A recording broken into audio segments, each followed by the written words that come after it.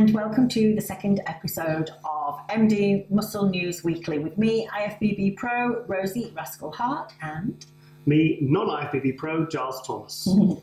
So Giles, I know, was rather gutted that he wasn't at the Australia Arnold at the weekend. So we were watching online and it was pretty exciting even from here all the way in England at home. So it was looked like a really good show, didn't it? Yeah, fantastic. It was almost, it was pretty much the Arnold Classic lineup with a couple of exceptions. But yeah, we'll talk about the Arnold Classic a bit more. Like I said, I'm a bit gutted I didn't go because the freaking weather here is, like I said, I managed to escape the snow when I went to Columbus. I think just as Rosie was driving me to the airport, the snow was just starting to come down and you had it pretty bad, didn't you? Yeah, it snowed in for like 3 days and now it's pretty much the same again. So it seems like every time the Arnold's is on, it's snowfall. Yeah, no training for me today. Just a bit of cardio. So yeah, let's talk about last week. This time last week, Rosie, you were on stage. Do you want to tell us about that? Yeah, it seems crazy now. Like it's just doesn't even seem like I've competed. It's all a bit of a blur. It always is afterwards though. Like I don't tend to be the type of person that spends that much time thinking about a show or what's happened once it's done. I'm already on to the next goal. So yeah, my focus is never backwards, it's always to the next one. But I came second. It was the first Two Bros Pro event run by Object. So it was different competing in the UK again. It's been a while since I've competed in the UK. So 2015 when you won the Amateur Olympia, that's where you got your pro card, wasn't it? Yeah, that's right. So it had its pros and cons, like because we could stay at home until the day before, so you kind of feel more calm and organised. But on the other hand, when I travel abroad to America, it kind of keeps my mind occupied because you've stepped out of that Groundhog Day. And I quite like that, actually. I like being in the hotel. It just feels like excitement, even though you just sat in a hotel room, compared to just being at home and doing the Groundhog Day. It's nice. It keeps your mind. It's funny because I hate it. Yeah. I'm literally just stuck in that hotel. I mean, I'm kind of on the boards, on MD boards, and I'm on social media, and I'm trying to make myself useful. And now we've got like our YouTube show, the Tiger and Rascal Show. We always try to, I can always put time into that. But I mean, it was so good to be able to, because originally I wanted you to do the Arnold Classic in America, but you were doing your, it's like, well, we'll talk about this in a bit later. But yeah, so when they changed the categories from bikini and to men's physique to classic and women's physique, I said, Rosie, you've got to do it. I said, think of the money it'll save. I said, well, you could be in the house till the day before. And you had 14 weeks, didn't you? And I think what you achieved in 14 weeks was absolutely incredible because, I mean, you put the pictures up on social media about how, when you tell us about that. Yeah, so I feel really happy with what I achieved in that short time because I knew it was going to be a challenge, but I wasn't happy with how I looked on stage because of that challenge, because I didn't quite build enough muscle tissue back and the condition was not where it should have been.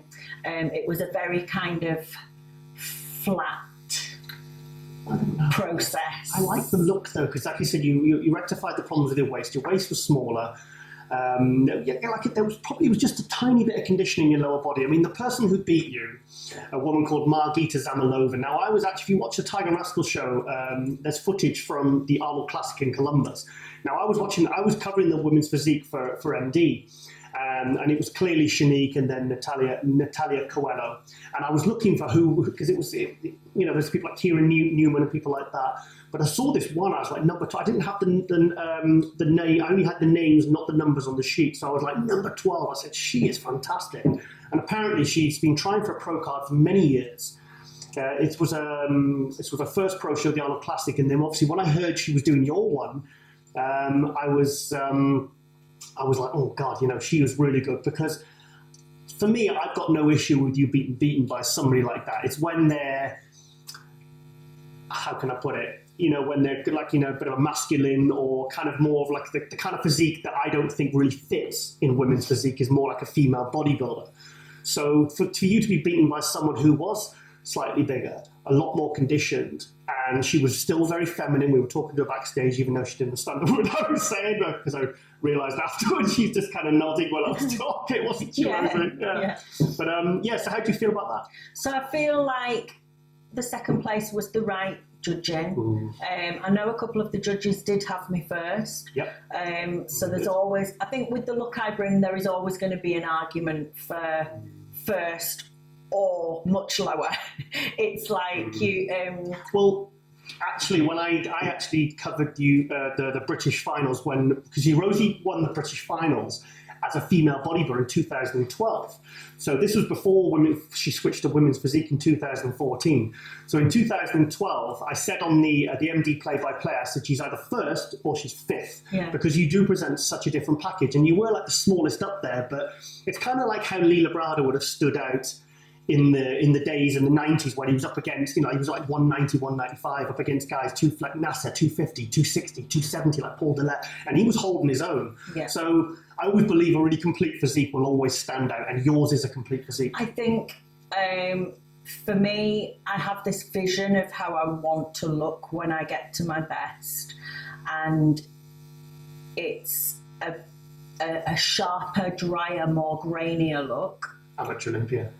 Yeah, and it's fuller and denser muscle, but with the same femininity. And I know I can do that because the density and muscle is just going to come through back to basics, hard, heavy training, and consistent. So not having long periods of time off the weights like I did for this cleanse, like I had 10 weeks with zero weightlifting. Yeah.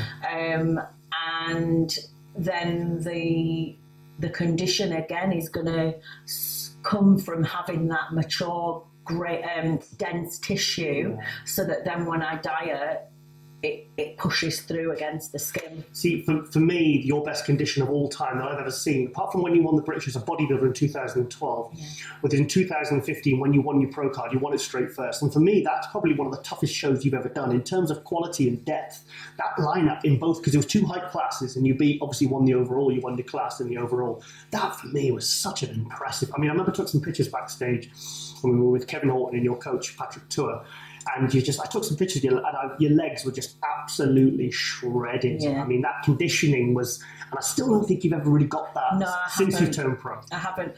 And, but I know I can do it. So that's the goal. But more time. What I'm going to do is there's some really incredible people in the UK, and I need to go and train with people. Because for such a long time I've been training on my own, or just kind of like training partners here and there. But I think to take my physique to the next level, it needs someone. I need to go external, and I need someone to push me through my mental barriers. Right. And make me up my game with the training. So this is the plan. This is the plan to kind of go out there and utilise some of the incredible people we've got here in the UK. So I mean, I'll travel, I don't care. I travel an hour and a half every single week to get a massage and an hour and a half back. I don't care about taking time out and investing in this kind of thing, because I like to work with the best people. So this is something I'm really excited about, and hopefully we'll get some good video content as well, and bring out a little bit more of the aggressive athlete in me. Cool. Well, let's talk about the Two Bros Pro event. For me, obviously there was a lot of what's the word? A lot of kind of, not negativity towards, because obviously they were coming, there was a new venture in the UK. And funny enough, all the people that criticised it since were the ones that didn't even go. And we went, and I thought it was a fantastic event. I thought the venue was at the Olympic Park, although it was absolutely amazing. I thought it was very well organised. All the staff had kind of like earpieces and the radios, and everyone seemed to be communicating very well. The atmosphere seemed to be very upbeat. And it's funny because, the 30th anniversary of the Arnold Classic, I was interviewing Greg Valentino at the Arnold. He was saying he was there at the first Arnold, and he said there was nothing. It was just a basic show. 100 people in the audience, a couple of trade staff. He weren't even supplement companies, a couple of equipment companies. He said, and I was looking at the first two bros, and I was thinking, this is off to a good start. I mean, what was it like for you as a competitor? As a competitor, it was pretty incredible, to be honest, and not just on the day, but the build-up, the way that you would get communication and emails all the time. So when you registered, you then got an email back to say, you were registered. You then got an email with all the details of the event, what time you were going to be on, where to go for your tanning, who to get in touch with for your tanning. They booked all your tanning for you. Always there was someone emailing back after with if you had any questions, which is just so calming as an athlete in those final days. And then when we arrived, it was we did the check-in. They had it so that if you were competing on the Sunday, you didn't have to check in till the Saturday, which was cool. Because we went on the Saturday, didn't we? Yeah, it was literally, we were there one night. Yeah, and the check-in and the registration was super quick, which is nice because you just don't want to be like walking around and hanging around. And everything. So as an athlete, like the things I wrote down, the things you're looking for is a good tan. Yep. You want everything to feel organised and on time. You want communication before the show and backstage, and the judging. And I just have to put massive ticks by every single one. The tan was beautiful. There was no problems at all with it. Backstage, I think we were running like 10 minutes late. We were on stage 10, 15 minutes late, but they kept us in the know all the time. They kept on coming back and letting you know and saying, okay, now you need to be here. They gave us time to pump up. There was oiling backstage. Everything was slick. Aside from yourself, obviously there were some really good physiques in the show, wasn't there? There was a few standouts for me. Was Mike Summerfield, who was 23 years old, 18 months out of the juniors. This was prepped by the same coach that you have, Patrick Tour from Switzerland. Now, Mike Summerfield was 23 years old, and Patrick was sending me pictures of him, and I mean, it's this guy's proportions. I mean, what are they like? I mean, it's almost like, yes, it's a lot of hard work, but that genetic shape, the tiny waist, it's almost like he looks photoshopped. And he doesn't even look dieted. Like, he just looks so young and healthy and like full cheeks. He seemed happy as well, but he was 23 years old. He won I think he said he was 94 kilo. So he won the heavyweights and the overall. So obviously now he's one of the new IFBB pros. And Patrick said he's going to get him into the 212 pretty quick. So he just needed a bit more conditioning and a bit more, kind of like Bieki, a bit more development in the calves and hamstrings, which will come. Yeah. But his back his frontal bicep was very much like 80s, 90s bodybuilder, British bodybuilder, did the Olympia a couple of times. Brian Buchanan, that kind of freakish little waist, but really fresh and kind of, there's a couple of pictures I took. He actually reminded me a bit of Jay Cutler, like a young Jay Cutler. Same sort of hair, but he was, there's a fantastic prospect for the 212. So that's someone I'm really excited about. Somebody else who really impressed me was Wesley Wimmer. Wesley Wimmer. Bit of an Arnold lookalike, even poses like Arnold. He won the Classic and the overall. What did you think of Wesley? Did I see Wesley? I don't know. Did you see Wesley? No, I didn't see Wesley. Well, actually, I didn't see him on stage, but I did see him. I didn't get to watch any of the show. Well, I was watching bits and bobs, but it was funny because I saw him backstage and he just come off stage with his sword. And he walked past me, and he's a really tall guy, really big guy. And I said, pardon my French. So I said, fuck me, it's Conan. Because he looked like Arnold. And I've been looking at some of the stuff on his, because apparently he's got a bit of big social media following. He puts out really good quality content. So that's something worth checking out. Because, the classic class is a really fast-growing class now. And it's something that really, these superstars are coming through. There was a guy called Courage at the Arnold. I think he got 4th at the Arnold Classic.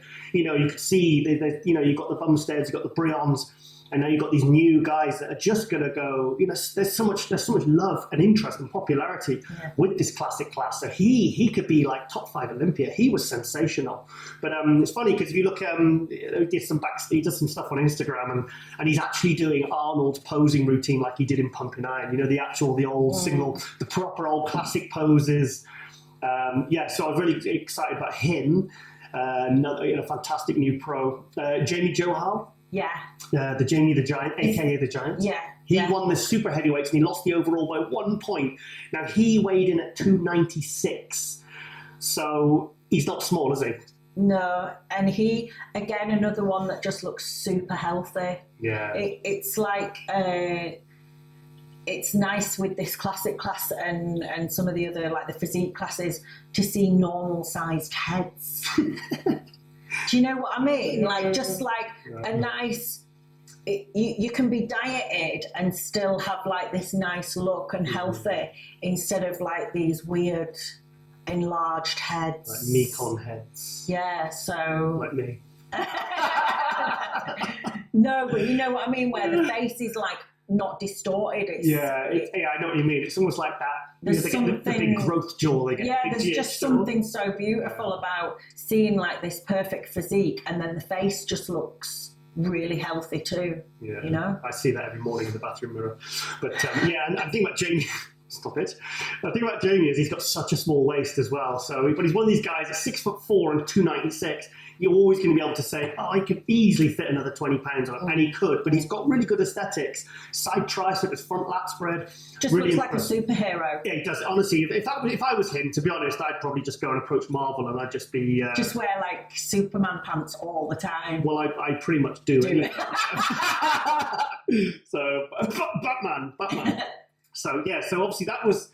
So anyway, let's move on to the results we had yesterday, which was the Arnold Australia. Now, Rosie won. Yeah. Awesome. Yeah, and we were talking about this last night, the way that he seems to be able to completely transform his physique within like a week or two, where he's come with like the waist not tight, his condition could be off, and then I don't know what he does, but within a week or 2 weeks, it's like he nails it, and he goes from, where was he, was he fourth? Yeah. Yeah, to be honest, I could have had him fifth or sixth because he was supposed to be 278 at 5'8". Now, for me, when he hit his frontal bicep, just everything kind of merged into one. There was no separation, there was no condition. He was lean, but he was like a spongy look to his muscle. And I said on the MD wrap-up, and I said, if this guy loses 15 pounds, and Milo Sargent was there, and I said, if he loses 15 pounds, I said, he could easily win the Arnold Australia. And apparently Arnold Schwarzenegger said he lost 20 pounds.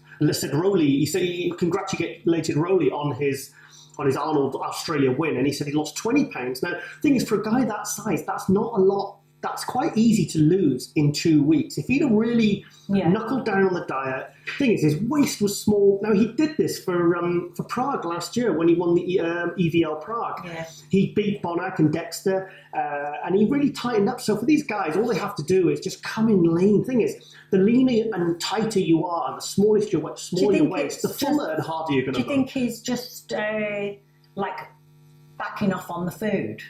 Yeah, probably. Yeah. He's probably just really like gone. I said the old standby. It's like the old ace up your sleeve, fish and greens. Yeah. He probably just killed it. He probably just like zero carb for 2 weeks and just really because the thing is, even if he lost a few pounds of muscle tissue, maybe flattening out, he's still going to be the biggest thing on stage. Yeah. But look at when that waist comes in with Rosie. Look how much better he looks. Now he seemed to be the clear winner from all the pictures I saw in the comparisons.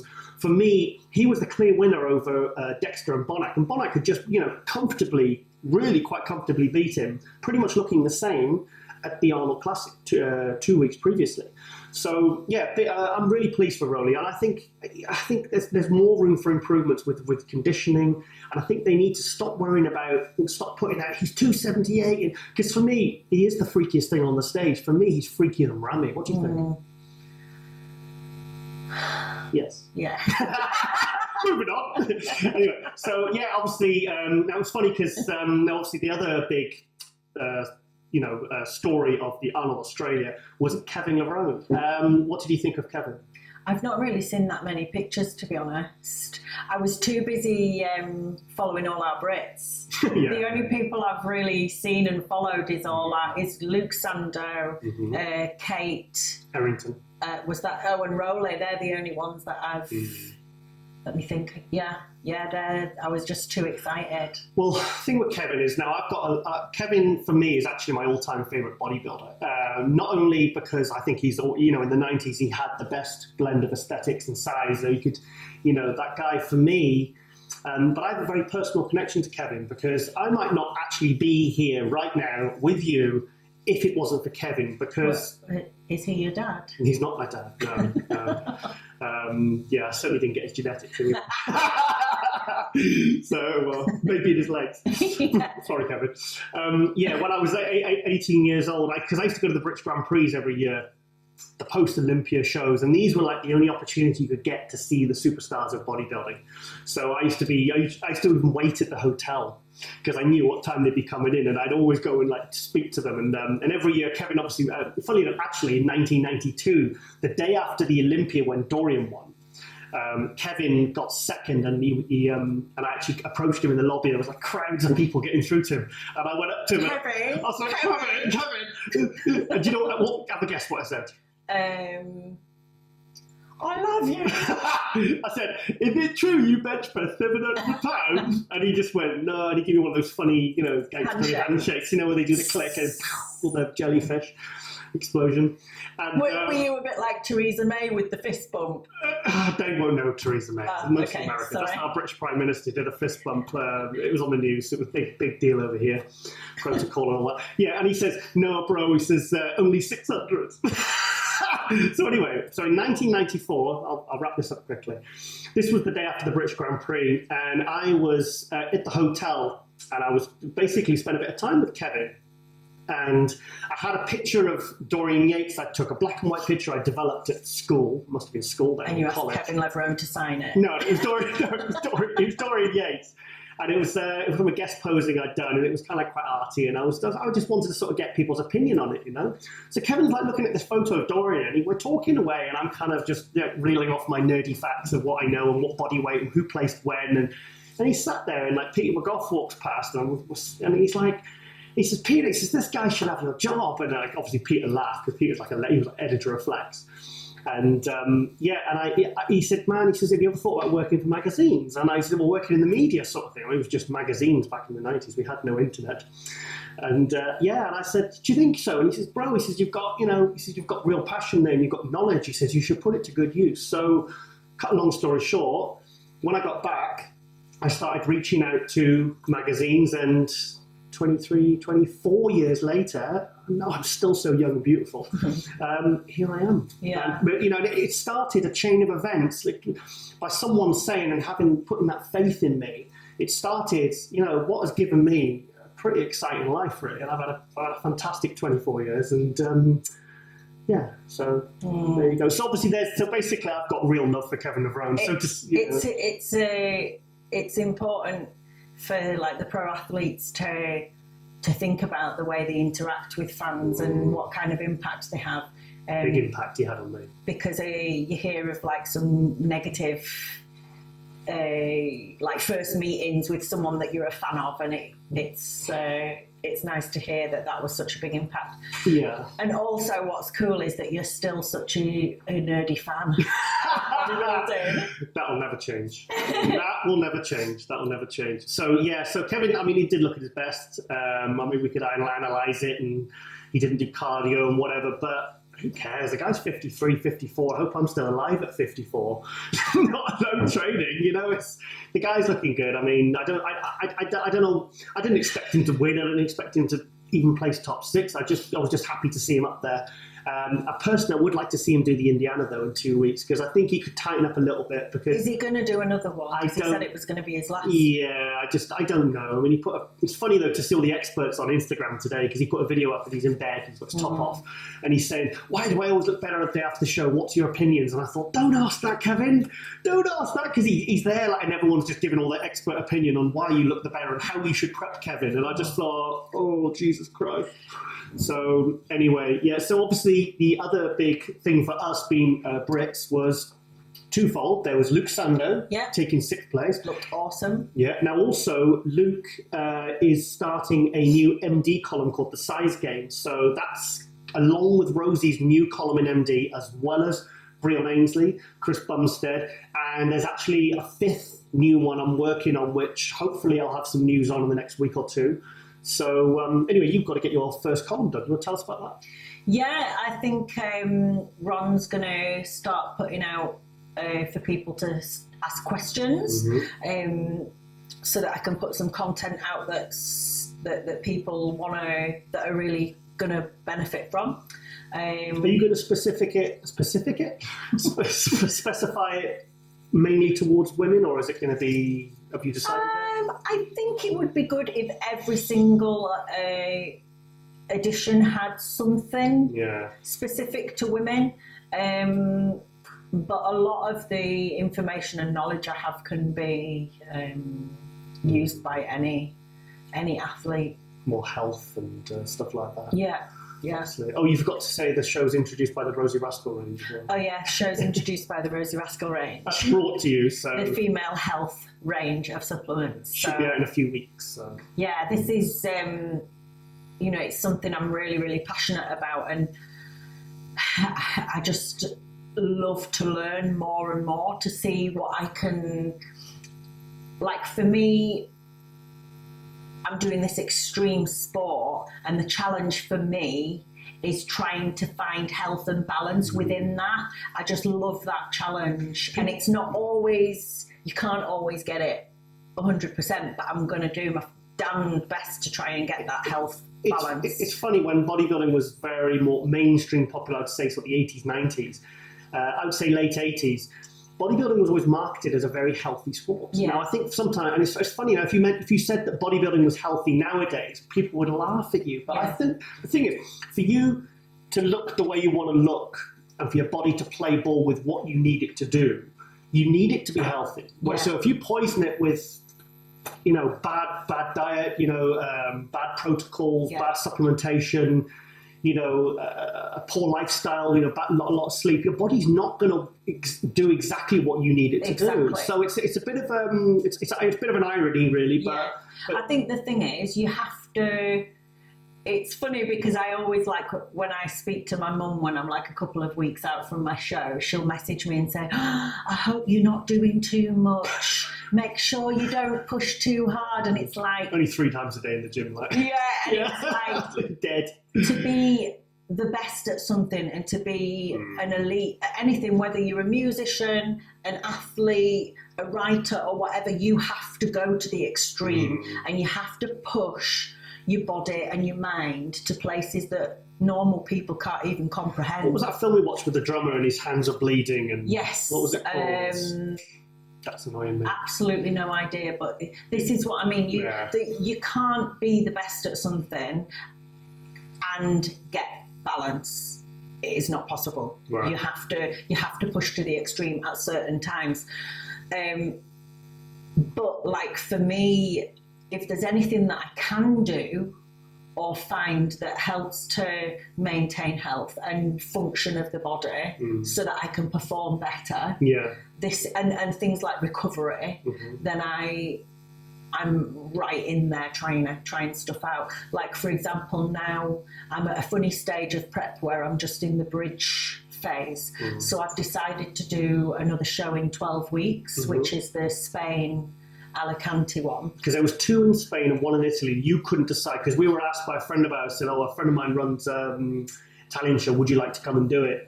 We'd love to get you in the show, big name and stuff like that.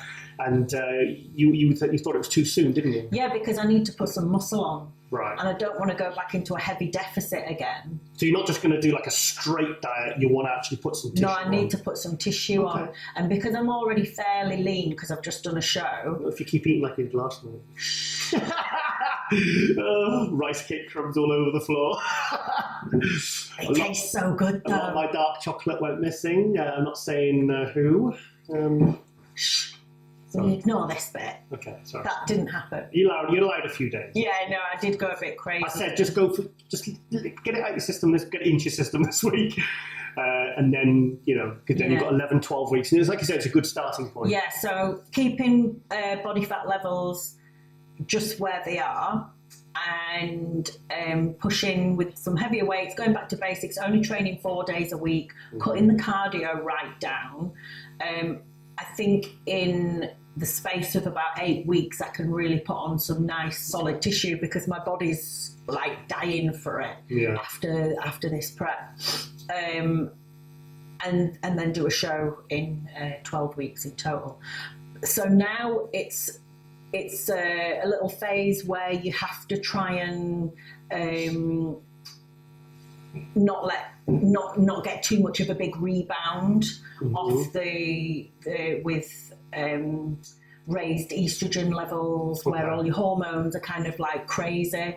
So I have a few of these little supplements that I take. There's one called Vitex, which is Chester berry, and this is really good at helping re-level all your female hormones back out and getting your menstrual cycle back if you've lost it towards the end of prep. Will that help me with my menstrual cycle? Your mental cycle. Mental cycle. So this along with something called DIM.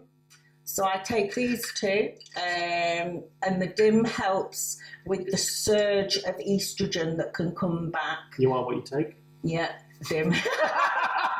And just basically, it's really important to make sure that things kind of level out evenly, because I've done preps before where I haven't done that.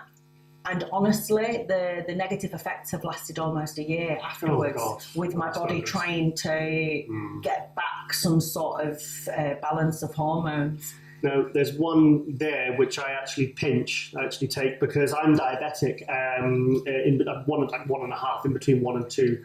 So it's beneficial for me to use things that stabilise blood sugar, and berberine definitely helps. Yeah. Now, that's something I'm really glad you put me onto. Yeah, so the berberine, I take this all the time, but actually these 3 things that I've got, there's Atrantil, which is something that I've just found out about. And actually, if you look online, you can find a little podcast by Dr. Chris Kresser talking about this and the benefits for your gut, with a Dr. Kenneth Brown. Really interesting. And sorry, I'm singing Chris Kresser, make you jump. If you take the Atrantil with the berberine, this is really good for gut, because I've mentioned quite a few times online about some really bad gut problems that I had last year, which impacted my prep massively. So this year, one of my goals was just to get through a prep with good gut health. And it was incredible, because I have these little tools now. And the Atrantil, this helps to keep down any bad bacteria in your gut, so it keeps your gut flora levels. So that'll help better. guys as well. Oh, this helps everyone. So that one's specifically more for women, and guys can benefit from this. Exactly. The Vitex and the DIM are great for straight after post-comp. And depending on what kind of prep a woman has done, she might want to do a bit of research about anti-androgens too, to help with any surge of natural testosterone as well. Anti-androgens, what like? There's things like finasteride. Oh, finasteride, yeah. And there's also, aldactone. That people take for diuretics sometimes. Well, finasteride guys use for their hair. A lot of male bodybuilders use when they're taking androgens, and like they can have hair thinning and hair falling out from certain things. Even just doing a prep where that can happen. So. Yeah. So the aldactone, there's research to show that can help at the end of a prep. For a few weeks. The only thing to watch is obviously the potassium levels, because you don't shuttle out as much, you store more potassium in your body whilst you take that. So yeah, the Atrantil is really good for bloating. It's and I've only just started using this, and it's one of those things that within the first couple of days I noticed a benefit. So obviously when you're prepping, you're eating 6-7 times a day, a lot of protein, a lot of maybe a lot of carbs, a lot of volume of food, and obviously things like gut health. This is something that Rosie's really focused on in the last, well, since Tampa last year. You had to really, otherwise you wouldn't have been able to compete, would you? Yeah, I just wouldn't have been able to continue. So these are 3 things that I would definitely recommend for gut and overall health. Is a really good probiotic, and I use the New You Nutrition because it has the most amount of strains of bacteria that you need, and you keep this in the fridge. This one and the berberine together. So gut health, blood sugar regulation, things like that, very important. Okay, that's really interesting actually, and think something, because like I said, it's bodybuilding. You have to be healthy for your body to do what you need it to do, and this is something that I think we really want to try and get across in this show, isn't it, Rosie? Also for women, how different a woman's prep is. And I think one of the big errors that a lot of coaches or a lot of people make is to think that estrogen is the devil. Right. So they try and like completely obliterate it because they think you have to get rid of the estrogen to get a certain look, but it's the totally wrong thing to do. So it's not like saying to a guy, right, okay, basically like if a guy has all his testosterone taken away, it basically gives a guy, I can only describe it as depression. So I assume that estrogen's the same for women, isn't it? Exactly the same. And if you don't have enough estrogen, it affects so many other things in your body, because it affects your cortisol levels, it affects your insulin levels. Which eats up muscle tissue. It affects the way that your digestive system works.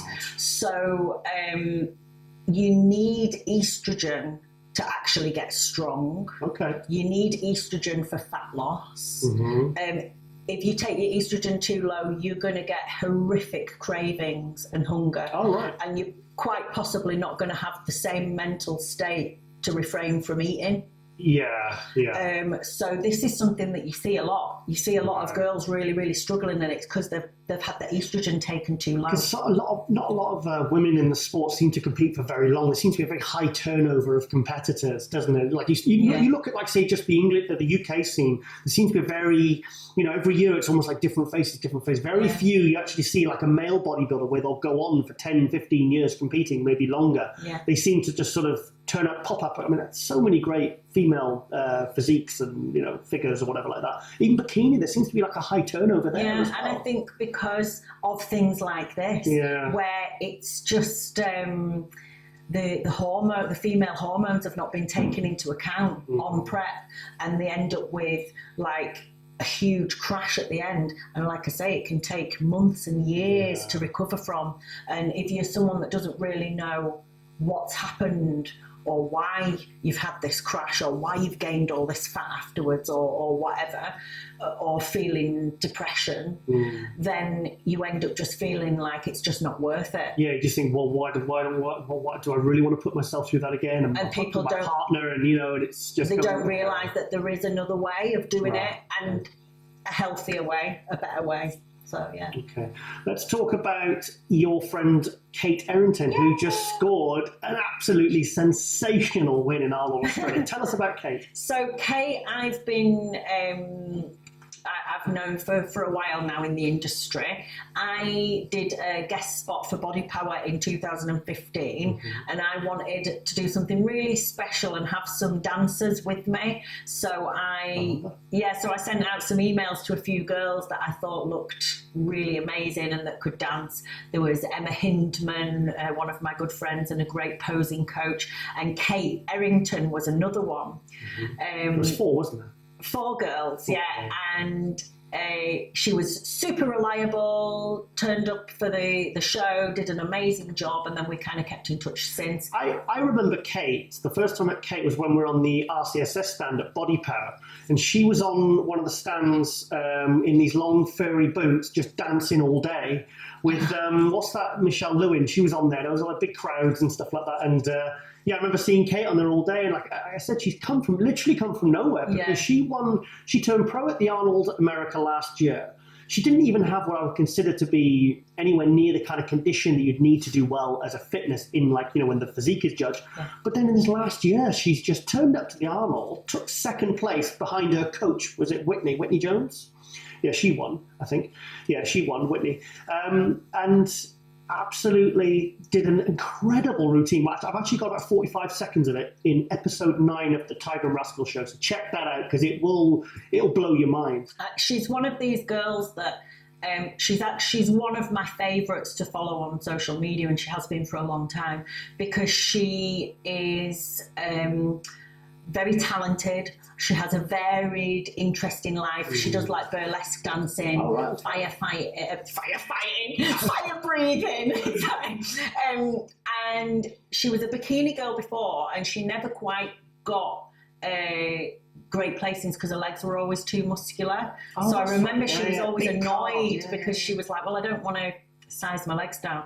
But it's been so inspiring watching what she's done in the last year because she has set out to do this fitness and she couldn't really do like things like backflips or anything like that a year ago. She did them at Columbus. And you have seen, basically, she has just worked her ass off. And it's pretty incredible to think what can be done because I know, like, with my little bit of dancing background and experience, people always used to say to me, you should do fitness, and I was always like, I remember, but it's too hard. I used to say, yeah, but it'll be too hard to gain all the skills now at my age to do the gymnastics and all this, that and the other, and I just think she's gone and done it. She's done it, yeah. And I'm just like, I mean, she's going in as like a serious threat for the Olympia now. I mean, you know, now Oksana's gone, and I mean, she could conceivably make top 3. And now, wouldn't it be great if she made top 3, you qualify by winning Spain, and then go make top 5 at the Olympia? Yeah. How cool would that be? And especially if we had, like, say, Ricardo in the top 6 of the 212, Ricardo Correa, who won 3 pro shows last year, Chicago, Vancouver, and Prague. I think he's doing Spain as well. Oh, cool. Yeah, I think he's doing Spain as well. I think he said he's doing a few in Europe. I think he wants to pick up some prize money and, you know, because I think he knows he could potentially win all 3. And obviously, you know, you could have Luke. Luke's competing in Indiana in 2 weeks' time. That's the one he said he really wants to peak for. So, I mean, Luke Sandow, there's another one who's absolutely risen through the ranks. I mean, you can always count on the people that will show up and improve every single time. Yeah. So, like, he had a poor show in at Vancouver last year because he tore his hamstring and he committed to the show. Yeah. Didn't look very good, got 13th. And everyone's like, oh, you know, and I'm like, no, just trust me. This guy is only 29 years old. He's improving in every single show. I've seen him from when he was a junior in 2012. Every year, he's just moving forward. You just know the people that are committed and the people that have the mental resilience to stick it out and go far. Yeah. I always like to stick it out. Yeah, it's about the was it the Russian? Do you hear about the Mexican streaker? He came out of retirement. He decided he was going to stick it out for another year. Anyway, what time are we on? You haven't done it, have you? No. So I don't know. How long we took? Just keep talking. I can't see. Let's just keep talking. Okay, right, Rosie, you're gonna have to try and figure out what I want to talk about now. This is like a show and tell. What's this? This is because now I'm finally out of the danger zones of prep. We're allowed. Yeah, I'd go with a knife for that. We're allowed peanut butter back in the house because I banned it from the house, and GIles, no peanut butter. Being the dedicated partner that he is, went without peanut butter for the last 6 weeks. Yep. Yeah. So and also something else that Rosie's been nibbling on quite a lot since the show. What's this? This is. You've got to put the hat on as well. No, it won't fit over my hair. Okay, this is. This was a bit of an exciting. Well, I was excited at the. This cheese is like no other cheese I've ever had before. So put this one. It's like sweet cheese. Yeah, and who brought you the cheese and who brought you these hats? AJ, my main ninja. Yeah, that was obviously AJ's a bit of a forum legend. Nobody knew what he looked like. It's like caramel. Like caramel. Caramel cheese. It looks like fudge. Yeah, it's like fudge cheese. Yeah. So anyway, we were. He said he was going to come to Rosie's show on the boards, and everyone was saying, "Look, he's probably some 14-year-old ginger kid in America in his mum's basement." And so anyway, he said he was going to come to the show. Are you in the shop? I'm in the shop. Of course, I'm in the shop. Yeah, I've got my hat on.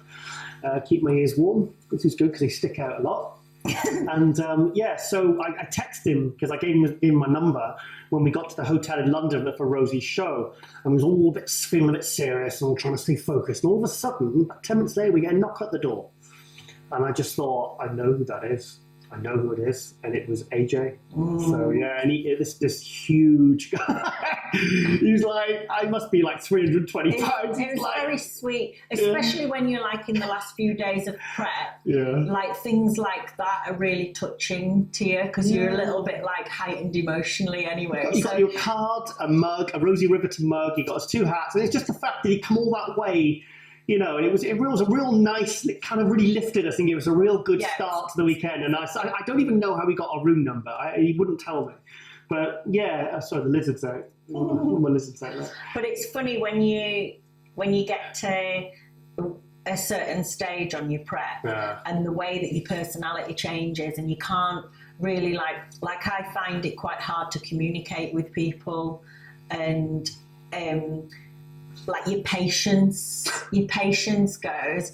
Really did? I hadn't noticed. Yeah, because you're pretty good. You're pretty good. What I've noticed is when I get to about 8 weeks out, Giles starts eating apples really loudly, like so loud, and I ate it with a knife. And I just think, he never normally eats apples that loud. Is he doing it on purpose because I can't have an apple? That's the sign that the diet and the prep is getting tough, when the volume of the apple eating increases. And also when he eats almonds out of a bag. I don't eat them anymore. Yeah, but I just find this so strange. Like he eats one at a time. So he puts his hand in, crinkle, crinkle, crinkle, one almond. Eats that almond. No! You would take like 5 or 6, eat them, and then... Darling, you said you wouldn't talk about this again. we 10 sessions of therapy, couples therapy. Is there anything that bugs you, though? Just everything, really. I'd have to think about it. I don't really... Like I said, I try not to think about the prep, because it's... Like I said, I'm easy. I mean, like I said, I understand the whole prep process, and I think, well, there's got to be some benefits to having me as a partner, you know, apart from being a big handsome beast. I kind of take it all on my stride, really. There's nothing I just like, I can't say. I remember when you were getting ready for Dallas and you were really struggling, and you were like in and out of bed, and the kitchen was like a total mess. And I think that was literally trying to clean the kitchen up 10 times a day. But like I said, it's all. That was an intense prep, though. That was awful. That was horrible. But you won, so and we missed our flights. So, like I said, we talked about in episode 1. But you know, the funny thing is, like, because you just don't want to talk to anyone, and you don't want to communicate. And I've got my comic room, I've got my office, and I've got loads of comics. I can please myself. I just get on with it. It doesn't bother me. It doesn't bother me at all. Yeah, but I like my own space. I had like a funny incident in the gym, and imagine the state of mind that you're in when you are 6 days out from your show, you're in depletion mode, and you have to go in and do your final leg workout. So you've got every ounce of energy that you've got left, which is not much, you've got to put into this focus for this final leg workout. So I'm sat in the gym on the inner thigh machine, which is quite an unusual exercise anyway. You don't really want to have like a conversation. That's where we met, wasn't it, dear? Yeah, loitering around. So I'm sat on the inner leg machine, how's it go? repping him out, and this guy comes up to me and asks me how my car handles in the snow. So I was like, obviously I'm always polite to everyone. So I was just like, oh no, it's not very good. It's not designed for the snow. And I carried on with my exercise. And he just stood there and then went on to tell me about how his BMW. Do you think he was just trying to show off the fact he had a BMW and he thought that would impress you? I don't know, but he was going on about how his BMW was skidding in the snow and this, that, and the other. So I just sat there and closed my eyes, and he carried on talking, and I just kept my eyes shut. Brilliant. Until he walked away. Oh, it's brilliant. Because it was just like, why is this guy like doing this to me? Oh my God. Okay, well, let's give the show a plug. The Tiger and Rascal Show, episode 9, just gone up. Really good feedback. Were you happy with the latest episode? Yeah, it was really good. It's a lot of fun to watch the Arnolds and see. It's like just getting a bit of a taste of the atmosphere, like when behind the scenes. So I'm there with my phone in between, bits, and I'm sort of giving commentary, and I'm filming the pose down, and filming Arnold in the background. But it's funny because because I was sat right at the front next to one of the aisles, so Rosie comes up and he gives me a fist bump. Now I didn't because I put on text on the screen, quick fist bump. He Tana walks past, you see me put my fist out. He just walks past. I'm like, just meant to do that. So that was funny. Yeah, it was a good episode. I think we're like I said, it's more about what we do and kind of what the things we experience, and not just in the bodybuilding world, but in our life. And it seems to be, the last 3 episodes, I'm really happy with it. I feel like I'm really starting, because I do all the editing. Most of the music in the show, in the background, is Rosie's tracks that she's written, performed. So keep an ear out for that one, and listen to the music, because the Sugar-Coated Crazy. It's just Giles on the Yamaha keyboard. Salsa beat. Salsa beat. Oh, excellent. Right, and you did a podcast, didn't you? A really good podcast. Yes, with IFBB Pro John Hodgson. John's cool. Yeah, we love John. So the last time John competed, when he retired, was the 2011 British Grand Prix. He came second to Flex Lewis, and he wasn't exactly, his ass wasn't kicked by Flex Lewis. So that was the year Flex won his first Olympia. So go on. Yeah, so John is doing loads of podcasts with a lot of the British athletes. We spoke a lot about gut health as well as in more depth, so it was had a lot of good feedback about that. Yeah, it was good. It was really good. Was it 2 hours? 2 hours. Yeah, 2 hours long, so it goes right through Rosie's but he's a northerner like me, so we just click. Yeah, and also Flex Lewis has been messaging me. He's on a BBC documentary, which will be on all the Sky channels and all the different sort of satellite channels. So I'll talk about that on my social media, more detail, and I can't wait to see that, because it's funny because me and Flex probably message several times a week, and we don't even talk about bodybuilding. He got us on to Making a Murderer. Oh my God, the cat bit of the window. So distracting. No, but he got us onto Making a Murderer, the Netflix documentary about there's some murders. What was I talking about? Flex.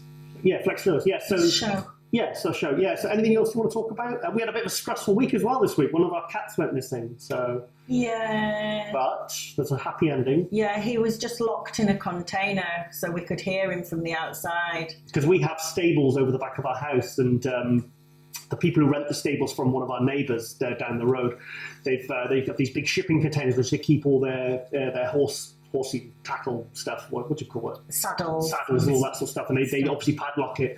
So I had to go looking for him on the second day, and I could hear him in there crying. So yeah, that was what, your Nothing. nails? No. Oh, I thought you were showing off your nails or something. So yeah, anything else you want to talk about, Rosie? I'm just going through the list here of anything. I think we've pretty much covered everything. Yeah, it's been a good episode. I really enjoyed it. And it took 3 takes though, because one of the other cats was crying at the door, and for the rest of the day, we're just snowed in, so we're going to watch Peaky Blinders. Which we've watched 2-3 episodes of, and it's looking pretty good. Yeah, I don't think I've got it in America, but it's set in 1919 about these Birmingham gangsters, kind of run racketeers and sort of running gambling, just all sorts of wrong. What was the last box sets that we watched that were good? What did we watch? Preacher. Preacher was good. Preacher was awesome. Preacher, Line of Duty, that was a good one. What did we watch? I'm trying to think. We watched Making a Murderer, that was Flex Lewis's. We watch all the Marvel ones, don't we? The Luke Cage, Defenders, Daredevil Season 2, The Punisher was good, wasn't it? Punisher was insane. Yeah. I still prefer Daredevil season 2 though, which actually Punisher's in. So Yeah, but I was dieting when we were watching Daredevil, so I didn't get into it. The Punisher was awesome. Yeah, I've got. I'm looking forward to. I haven't seen Iron Fist. I haven't seen Jessica Jones season 2, and Daredevil season 3 will be out soon as well. So Cool. lots of stuff. So we're gonna. So we're pretty much snowed in today. So we're gonna carry on watching. It's just staring straight at me. A sofa day and watch Peaky Blinders. Peaky Blinders. Okay, well, it's been a good episode. I really enjoyed it today. So I better get this over to MD as soon as possible. Next week, we haven't even thought about what we're going to cover next week, but we'll be here this time next week with IFBB Pro Rosie Rascal Hart and me, Giles Thomas. Thanks for watching. See you next week.